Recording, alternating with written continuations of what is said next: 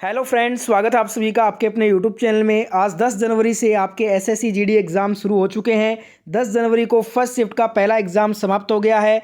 GK Hindi के जितने भी सवाल आज आपसे पूछे गए थे सभी रियल सवाल करेंगे डिस्कस इस वीडियो में, तो पूरा वीडियो एंड तक ज़रूर देखिएगा। जो प्रश्न आपको कराया गया था एग्ज़ाम से पहले वही प्रश्न आज आपसे पूछा है, खुद देख लीजिए पूरा वीडियो। और साथ में पीडीएफ फाइल कैसे डाउनलोड करना है ये वीडियो के एंड में बताऊंगा, तो पूरा वीडियो जरूर देखिए। तो चलिए बिना देरी किए वीडियो स्टार्ट करते हैं।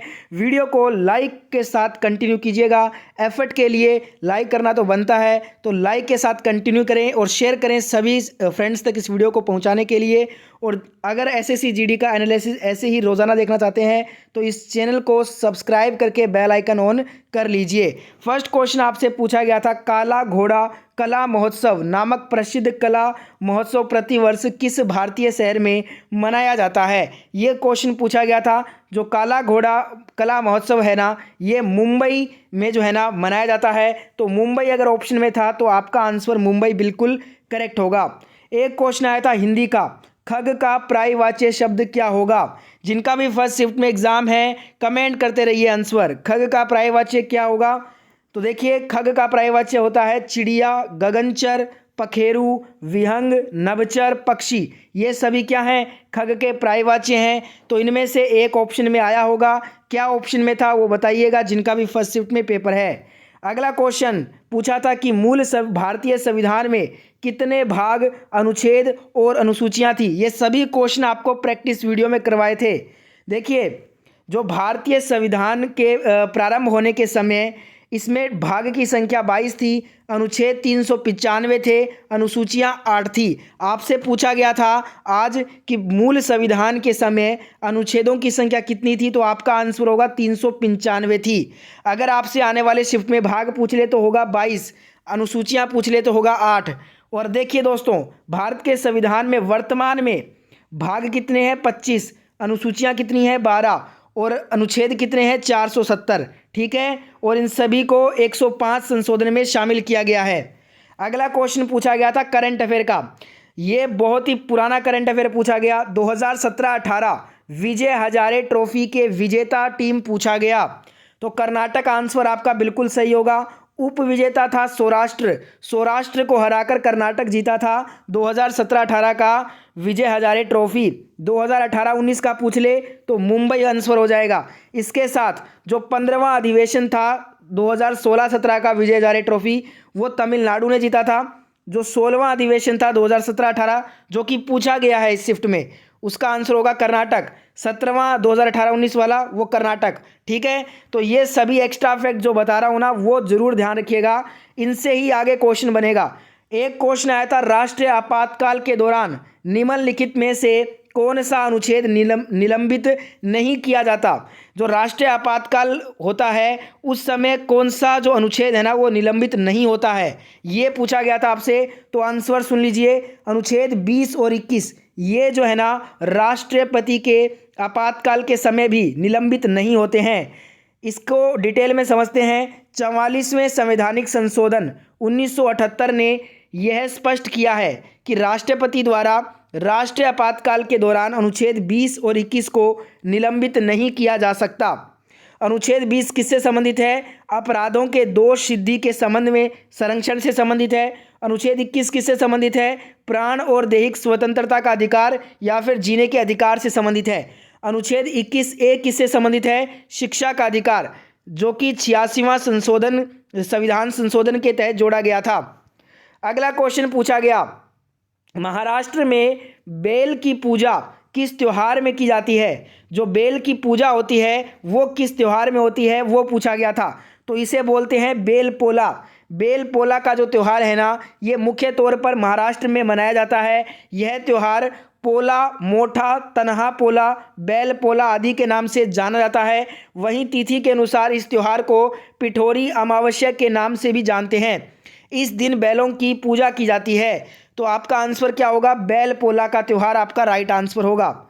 एक क्वेश्चन आया था, भारत के मध्य से गुजरने वाला अक्षांश जो रेखा है वो कौन सा है, ये पूछा था। तो सही उत्तर हो जाएगा कर्क रेखा, इसे बोलते हैं। कर्क रेखा भारत के 8 राज्यों से होकर गुजरती है। कौन कौन से हैं? गुजरात, राजस्थान, मध्य प्रदेश, छत्तीसगढ़, झारखंड, पश्चिम बंगाल, त्रिपुरा, मिजोरम। ये 8 राज्य हैं जहाँ से कर्क रेखा होकर गुजरती है।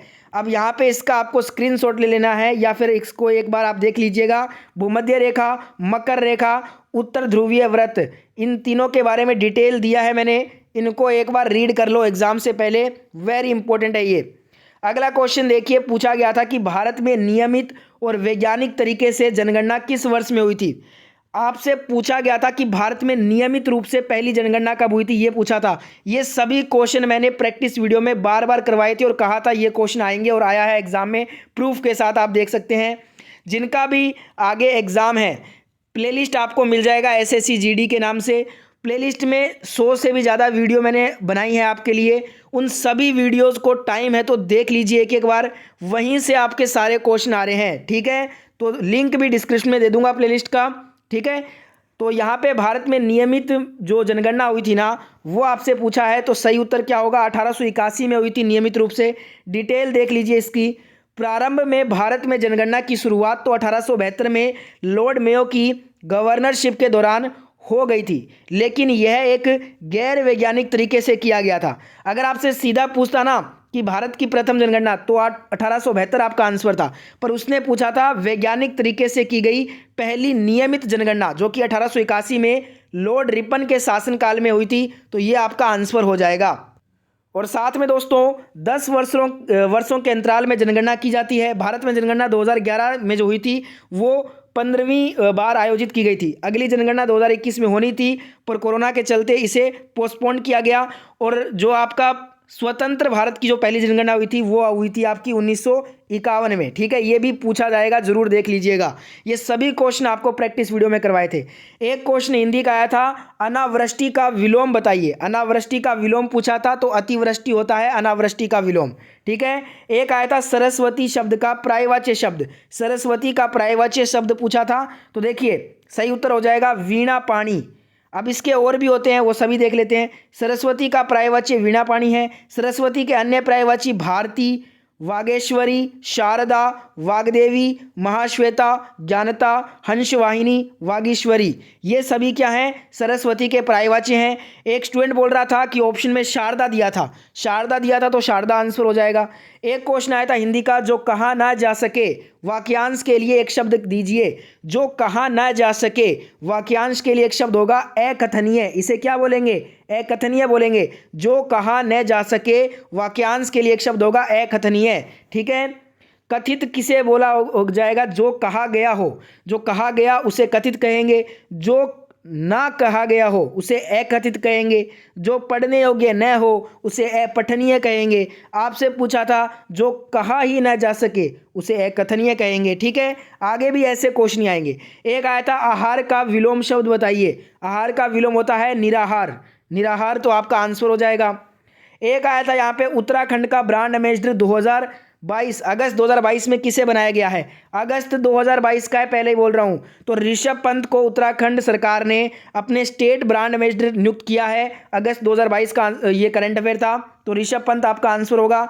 नवंबर 2022 में लेखक एवं गीतकार पद्मश्री प्रसून जोशी को ब्रांड एम्बेसडर बनाया गया है, ठीक है। ये नवंबर 2022 का पूछे तो प्रसून जोशी हो जाएगा, ठीक है। और ऋषभ पंत अभी चर्चा में, आपको पता होगा इनके साथ अभी दुखित घटना घटित हुई थी, इनका एक्सीडेंट हुआ था एक, इसलिए इनसे क्वेश्चन लाजमी है आने, और भी ध्यान रखिएगा। अगला क्वेश्चन पूछा गया था राष्ट्रपति चुनाव में कौन कौन भाग लेते हैं, ये क्वेश्चन आया था। तो देखिए संसद के दोनों सदनों, लोकसभा और राज्यसभा और राज्य विधानसभाओं के केवल निर्वाचित सदस्य ही राष्ट्रपति चुनाव के लिए इलेक्टोरल कॉलेज के सदस्य होते हैं, ठीक है। अब यहाँ पे मेरे को ऑप्शन बताना दोस्तों कि ऑप्शन में क्या दिया था इनमें से, ठीक है। जिनको भी इसका ऑप्शन पता है ना वो कमेंट कीजिए एक बार। एक क्वेश्चन आया था येलो प्लेनेट, जो पीला ग्रह है वो किसे कहते हैं? तो बहुत ही आसान क्वेश्चन, शुक्र ग्रह को पीला ग्रह कहते हैं। कुछ यहाँ पे शनि आंसर कर देंगे, शनि गलत हो जाएगा, शनि मत कीजिएगा। सही उत्तर होगा शुक्र ग्रह, ठीक है।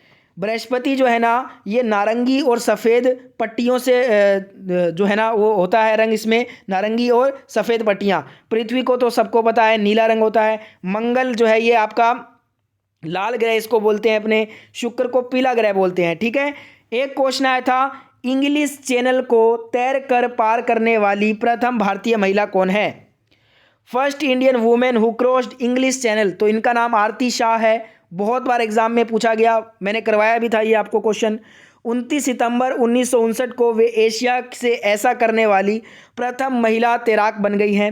आरती शाह को 1960 में पद्मश्री से सम्मानित किया गया था। वह इस पुरस्कार को प्राप्त करने वाली पहली भारतीय महिला खिलाड़ी थी। सभी क्वेश्चन आपको प्रैक्टिस वीडियो में मिलेंगे, इसलिए बोल रहा हूँ। 100 से भी ज़्यादा वीडियोस मैंने बनाई है आपके लिए जीडी की, सभी को प्लेलिस्ट में तैयार किया गया है। प्लेलिस्ट की सभी वीडियो देख लीजिए अगर आपको अच्छा स्कोर करना है। एक क्वेश्चन आया था, शिवानी पटनायक और कालीचरण पटनायक किस शास्त्रीय नृत्य से संबंध रखते हैं? शिवानी पटनायक और कालीचरण पटनायक, इन दोनों का संबंध ओडिसी नृत्य से है, तो ओडिसी आपका ऑप्शन में दिया होगा, वो करेक्ट कर लेना था। एक क्वेश्चन आया था, 200 रुपये के नए नोट के पीछे किसका चित्र अंकित है? कोई बोल रहा था कि 2000 का पूछा था। अगर 2000 का पूछा था तो 2000 नोट के पीछे मंगलयान चित्रित है। अगर आपसे 200 रुपये का नोट के पीछे पूछा था तो उसके पीछे बना है सांची का स्तूप, जो कि मध्य प्रदेश में स्थित है। ठीक है, तो सांची स्तूप आपका राइट आंसर होगा। 10 रुपये के नए नोट के पीछे कोणार्क का सूर्य मंदिर बना है, जो कि उड़ीसा में है। 20 रुपये के नोट के पीछे एलोरा की गुफा बना है। 50 रुपये के नए नोट के पीछे हम्पी का रथ बना है, जो कि कर्नाटक में स्थित है। 100 रुपये के नए नोट के पीछे रानी की वाव बना है, जो कि गुजरात में है। 500 रुपये के नए नोट के पीछे लाल किला बना है, जो कि दिल्ली में है। ठीक है, एक क्वेश्चन आया था, कलिंग युद्ध किसके समकालीन लड़ा गया था? देखिए, अशोक के 13वें शिलालेख में कलिंग युद्ध का हमें उल्लेख मिलता है। ठीक है, और युद्ध जो है ना, ये मौर्य शासक अशोका और कलिंग शासक पद्मनाभन के बीच में लड़ा गया था। ठीक है, 261 BC में ये लड़ा गया था। कलिंग विजय अशोक की आखिरी विजय थी, ये भी ध्यान रखिएगा। और कलिंग युद्ध के बाद अशोक ने बौद्ध धर्म अपनाया था। ये सभी क्वेश्चन आपको मैंने प्रैक्टिस वीडियो में करवाए थे और बोला था ये क्वेश्चन एग्जैक्ट आपको देखने को मिलेंगे और फर्स्ट दिन फर्स्ट शिफ्ट में ही पूछे गए हैं।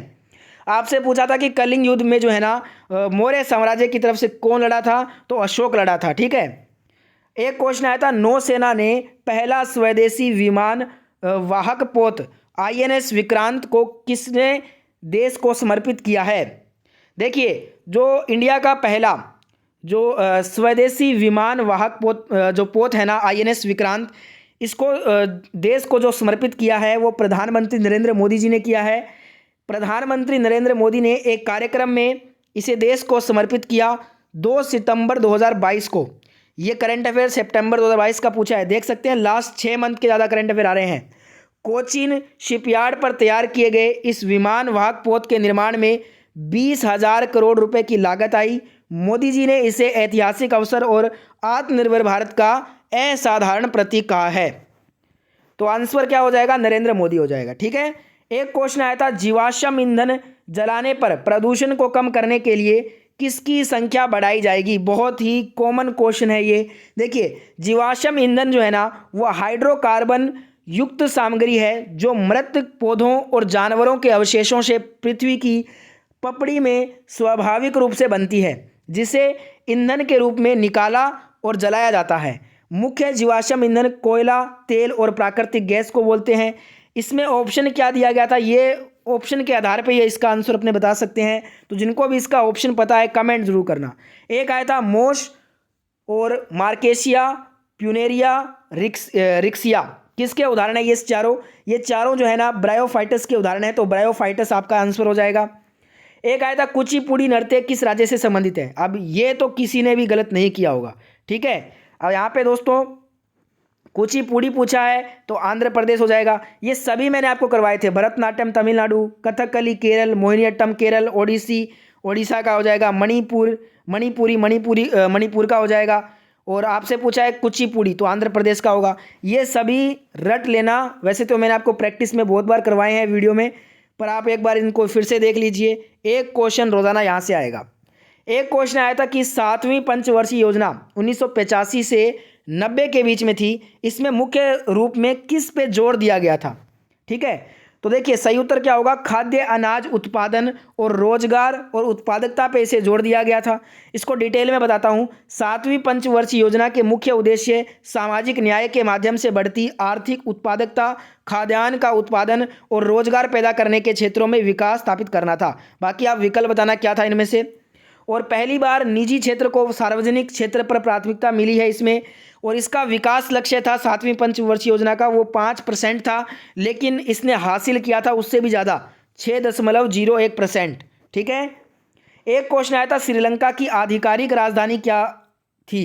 देखिए श्रीलंका की आधिकारिक राजधानी का नाम पूछा गया था। श्रीलंका की 2 राजधानियां हैं, आधिकारिक जो है ना वो है श्री जयवर्धनेपुरा। तो श्री जयवर्धनेपुरा आपका राइट आंसर होगा। अगर इसका वाणिज्यिक राजधानी पूछ लेता तो कोलंबो आपका आंसर होता। ठीक है। एक क्वेश्चन आया था कि वर्ल्ड हैप्पीनेस इंडेक्स 2022 में इंडिया की रैंक। ये क्वेश्चन मैंने आपको लास्ट 6 मंथ करंट अफेयर वाली वीडियो में करवाया था, उसी का स्क्रीनशॉट मैंने लिया आपके सामने, देख लीजिए प्रूफ के लिए। तो 146 देशों में भारत को 136वां रैंक मिला है। ठीक है, 136वां आपका राइट आंसर होगा। और नंबर 1 पे फिनलैंड है, 2 नंबर पे डेनमार्क है, 3 नंबर पे आइसलैंड है।